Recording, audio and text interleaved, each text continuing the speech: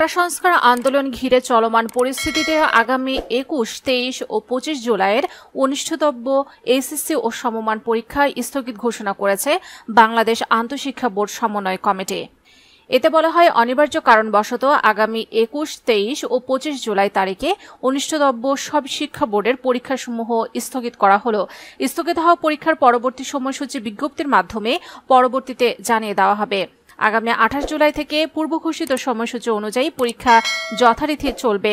SSC পরীক্ষার routine অনুযায়ী ২১ জুলাই রসায়ন, ইসলামের ইতিহাস ও সংস্কৃতি, ইতিহাস, গৃহ ব্যবস্থাপনা ও পারিবারিক জীবন, উৎপাদন ব্যবস্থাপনা ও বিপণন প্রথম পত্র, ২৩ জুলাই রসায়ন তত্ত্বীয়, ইসলামের ইতিহাস ও সংস্কৃতি, ইতিহাস, গৃহ ব্যবস্থাপনা ও পারিবারিক জীবন, উৎপাদন ব্যবস্থাপনা ও বিপণন দ্বিতীয় পত্র, ২৫ জুলাই অর্থনীতি, প্রকৌশল, অঙ্কন ও ওয়ার্কশপ প্র্যাকটিস প্রথম পত্র পরীক্ষা হওয়ার কথা ছিল। এর আগে গত মঙ্গলবার রাতে আন্তঃশিক্ষা বোর্ড সমন্বয় কমিটির পক্ষ থেকে সংবাদ বিজ্ঞপ্তিতে আজ বৃহস্পতিবারের এইচএসসি ও সমমানের পরীক্ষা স্থগিত করা হয়েছিল।